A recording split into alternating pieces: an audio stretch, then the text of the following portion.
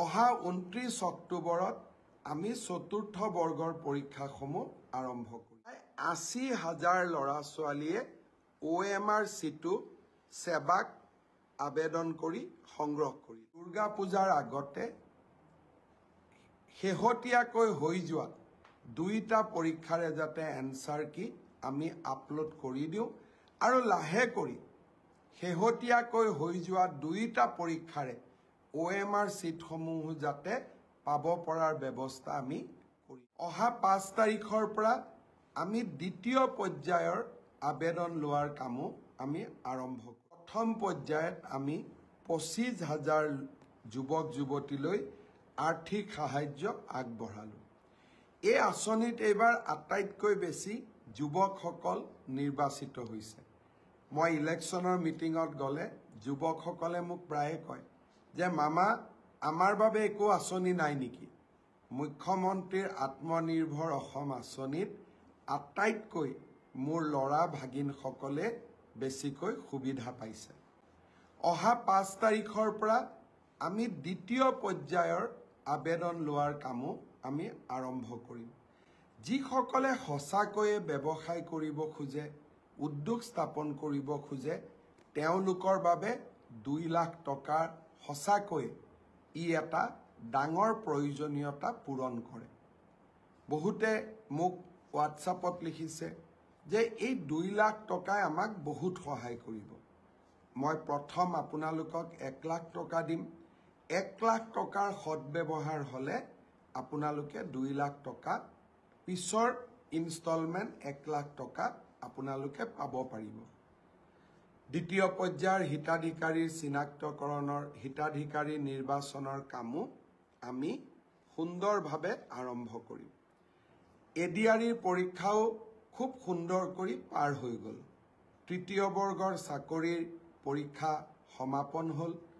আজিৰ পৰা পুলিচৰ ৰিক্ৰুটমেণ্টটো আৰম্ভ হ'ল। মোক ৰাতিপুৱা DGP মহোদয়ে জনাইছে যে পুলিচৰ ৰিক্ৰুটমেণ্টৰো যি দৌৰৰ ফিজিকেল টেষ্ট বা দৌৰ আদি কৰিব লাগে তাৰ আৰম্ভণি আজিৰ পৰা আৰম্ভণি হৈছে আৰু নিৰ্দিষ্ট সময়ৰ ভিতৰত তেওঁলোকে এই কাম সমাপন কৰিব। আৰক্ষী তৃতীয় বৰ্গৰ পৰীক্ষা শেষ হ'ল। অহা 29 অক্টোবৰত আমি চতুৰ্থ বৰ্গৰ পৰীক্ষাসমূহ আৰম্ভ কৰিম আৰু তাৰ পিছত লাহেকৈ শিক্ষক নিযুক্তিৰ প্ৰক্ৰিয়াও আৰম্ভ হ'ব।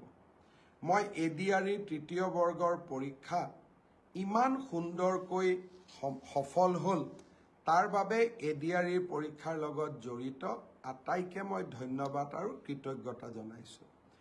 প্ৰথমটো পৰীক্ষাৰ এনসাৰ কিউ আহিলে প্ৰায় ৮০,০০০ ল'ৰা ছোৱালীয়ে OMR চিটটো সেৱাক আবেদন কৰি সংগ্ৰহ কৰিলে।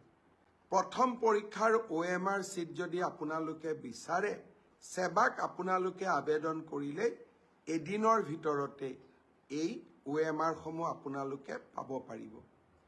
এতিয়া মোক বহুতে প্ৰশ্ন কৰিছে যে দ্বিতীয়টো পৰীক্ষাৰ এনসাৰ কি কেতিয়া আপলোড কৰা হ'ব?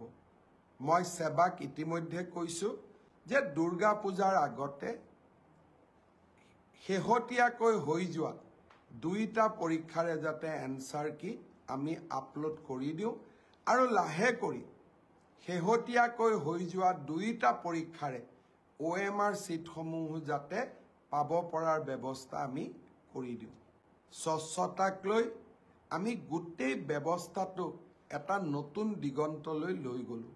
মই ভাবোঁ ইয়াৰ পিছত অসমে আৰু কেতিয়াও নিযুক্তিৰ স্বচ্ছতাক লৈ খেলা কৰিব নোৱাৰিব।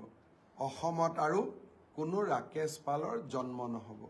কংগ্ৰেছৰ সেই অন্ধকাৰৰ দিনবিলাকৰ পৰিৱৰ্তে অসমৰ যুৱক যুৱতীসকলৰ মনত আৰু অসমৰ যুৱক যুৱতীসকলৰ বুকুত আমি যি আশাৰ বন্তি জ্বলাইছিলোঁ সি যেন কোনো দিনে নুমাই নাযায়, তাৰ বাবে নতুনকৈ স্বচ্ছতাৰ নতুন মাইলৰ খুঁটাবোৰ আমি স্পৰ্শ কৰিবলৈ চেষ্টা কৰিছোঁ। ব্ৰজেন বৰদলৈয়ে